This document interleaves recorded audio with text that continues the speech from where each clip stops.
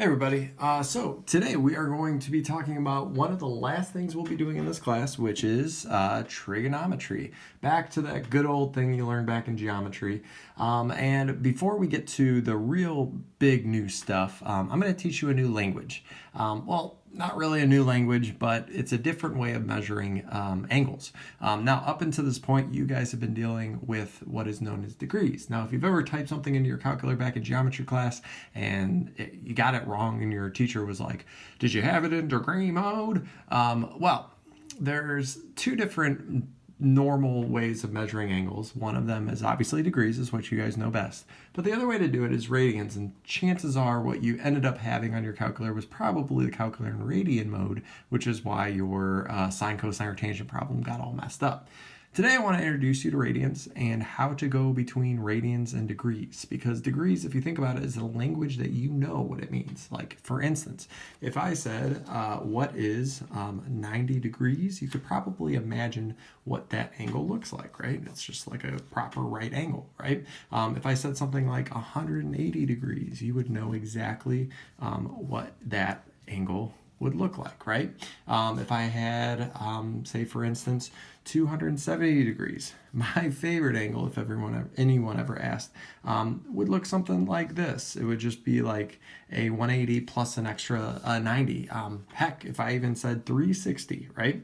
A lot of you guys understand, again, what all of these angles mean, right? That would be a full circle all the way around a angle. So let me introduce you real quick to radians, and hopefully you guys kind of get to see the pattern. Now, I'll translate some of these for you. So for instance, I'm going to start with actually something that I didn't even do up here at the top. I'll start with 0 degrees, right? 0 degrees is no angle, right? So if you could imagine two arms together, they haven't even opened yet, right? So 0 degrees, in radian terms, would just be straight up 0. Not bad. Let's go to 90. 90 in radian terms would be pi over 2. Okay, weird. First thing I notice is fractions, yuck. Second thing I notice is the stupid pi again. More about that later. Anyway, 180 would be, now if you ask me, what is 90 degrees to 180? Well, 180 is double that, right? So I'm curious, maybe double this would be what 180 is in radian? Well, 180 in radian is just strictly pi. If you times this by 2, chances are a half plus another half, you get pi, right?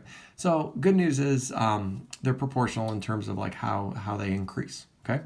Now, if 0 is 0 and 180 is pi, think about 360. How is 180 related to 360?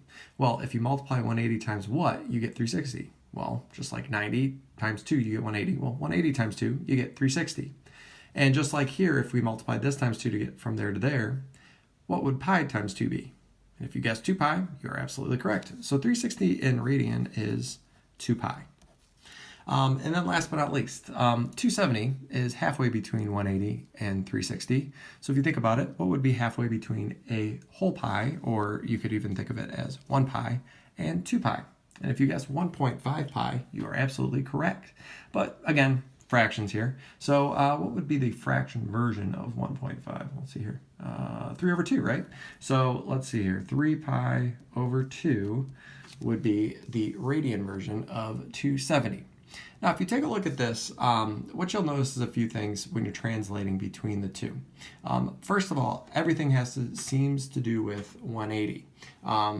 What I mean by that is, if I give you an angle, if you base it off the idea that 180 is equal to pi, you can take a look at an angle and see kind of where it is in relation to 180, right? So 180 is, or 90 is half of 180, right? So what's half of 1 whole pi? Well, 1/2 pi. That's one way to think about it. So let's see if I just give you another angle, 45. It's a pretty common angle, right? In terms of 180, what is 45 in relation to that? Let's see here. how many times does 45 go into 90? Well, twice, right? And how many times does 90 go into 180? Twice, right? So how many times would 45 go into 180? And if you answered 4, you're absolutely right. So what might the radian of 45 be? It's not going to be anything bigger than pi, right? Because again, 180 is pi, and it's not going to be anything bigger than pi over 2. So what fraction would be, I guess, 4 parts to get to 180? And if you answered 1/4, you're absolutely correct. So pi over 4 is the radian version of 45. So let's do a couple of problems here. Let's start with 120. You'll notice that I turned the lights on because camera was not focusing in the dark. Gotta love iPhones. Anyway, so 120. Let's try to figure out what the radians are for that. Now, obviously, 120 doesn't perfectly go into 180 degrees, and 90 doesn't go into 120. So chances are we need to figure out what fraction of 120 is to 180. Now, one way we could do this is we could think of it as, a fraction, right? So what fraction of 120 is 180? Now, being able to simplify this would be really great. So for instance, if you know the zero trick, if you had, the 0 over a 0, those cancel, right? So really this is just 12 over 18. Now, if I reduce this fraction anymore, what would that be? Or what could both of these be divided by? And if your answer is 6, you're absolutely right. So if I divide a top by 6, you get 2, right? And if you divide 18 by 6, you get 3. Now, what you notice this is missing, because again, we're trying to do the whole radian thing, is pi, right? We know that 120 is 2/3 of 180. And remember, 180 in radian is pi. So you just need to stick that pi back in there. Now, technically, you could put the pi up top of the 2, or you could write it. Sometimes you'll see it written like this. It obviously means the same thing. Let's try another one. So 300 degrees. Now, again, problem is you could compare it to 180, which I can, right? It's not hard to do. I could also compare it to 360. I know what 360 is. If we get into the habit of always comparing it to one angle, though, it might get easier as we go along. So what I mean by that is, if we always compare it to 180, all we have to add in is a pi. We don't have to double 2 pi or anything else like that. So let's compare 300 to 180 and see what we get. So first off, obviously, zeros cancel. 30 divided by 18. Well, that doesn't go into it, but what goes into 30 and 18? 3, right? So 30 divided by 3 is going to be, 10? And 18 divided by 3 is going to be, 6? So I guess I could have probably divided by something bigger, right? Because this still can be reduced. Well, let's reduce it some more. So let's divide both of these by 2, right? So 10 divided by 2 is 5. And let's see here, 6 divided by 2 is 3. So 5/3, or the fraction of 300 compared to 180 is 5/3 that of 180. Now, the only thing it's missing, again, just like before, is a pi. So you would just add a pi in. So 5 pi over 3 would be the radian version of 300 degrees. Now, could I go backwards? So, for instance, if I looked at that chart I had before, could I technically go the other direction? And to do that, again, we might have to use this little trick of 180, right? You'll notice that if I'm going backwards, the first thing I'm doing is losing the pi, so we can take a pi away. That's not hard. But instead, I am trying to not divide by 180, but it's almost like I'm multiplying by 180, right? So if I multiply 180 times a half, you get 90. If I multiply 180 times 3 over 2, you get 270. So let's try that for some radian problems. So I got 2 pi over 3. First thing I'm going to do, if I'm going to convert this into an angle, is I'm just going to get rid of this pi, because I know that degrees don't have pi's. Neither do I right now. I'm really hungry. I'm just kidding. Anyway, so 2/3. So far, so good. Now, before we were dividing, if we're going to do the opposite, let's multiply by 180 this time. So I'm going to multiply by 180, or think of it as 180 over 1. Now I can straight up multiply 2 times 180, right? That's not hard. I can also do what's called cross simplification. If you're ever multiplying two fractions together, you can make the number smaller by just the same way you would reduce a fraction, you can reduce diagonally as well. What I mean by this is if you think about 3 and 180, both of these are divisible by 3. So if I divided 180 by 3, you would end up getting, 60? And if you divided 3 by 3, you end up getting 1. Now, this turns this numbers into smaller things, and you end up getting a much nicer number to multiply. So for instance, 2 times 60 is 120, and 1 times 1 is 1. So you just end up with 120, right? You could have done it, again, without doing that. So 2/3 times 180.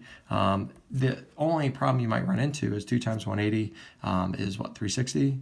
And then 3 times 1 is 3. You would have to then do an extra math problem after it, right? You would still end up getting, though, 120 on your calculator. So either way, it doesn't matter. Whichever one you're more comfortable with. Now, last but not least, we have 11 pi over 6. So the first thing is, yes, let's get rid of that pi. And then, just like before, let's multiply by 180. Or 180 over 1, whichever's easier. Again, to make this trick a little easier, because you'll notice as the numbers get bigger, it might get a little bit more complicated. It might be a good idea to, cross simplify. So divide both of these. Both these are divisible by 3, right? So divide this by 3, you get 2.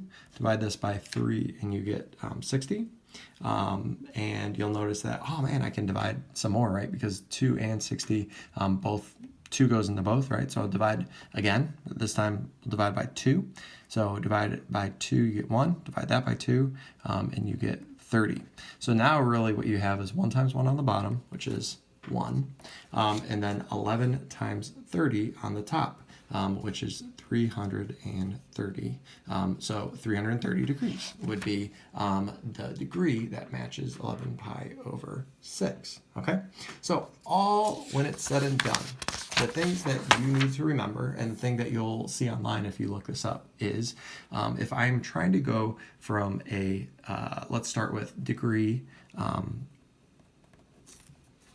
to a radian, you will obviously have a degree in your hand. The first thing you're going to want to do is divide it by 180 and then slap a pi next to it.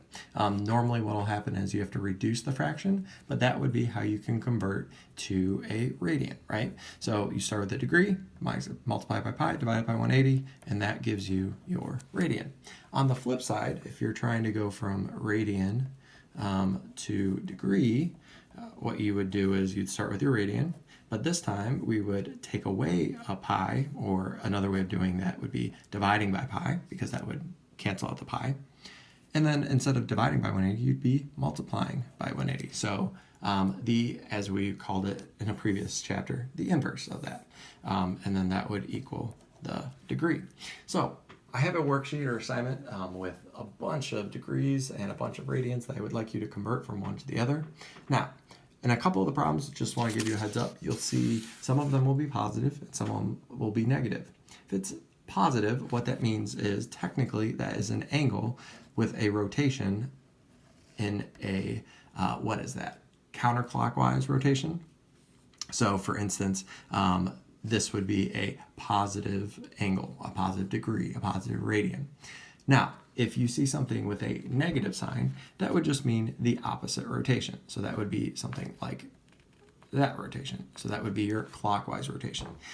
In terms of these problems, in terms of going between the two, all it means is that your answer will be, if it's a negative radian, it'll be a negative degree, or if it's a negative degree, it'll be a negative radian. It won't necessarily affect this process, but I did want to tell you what is the difference between a positive angle versus a negative angle. This will be more important when we get to the next section, okay?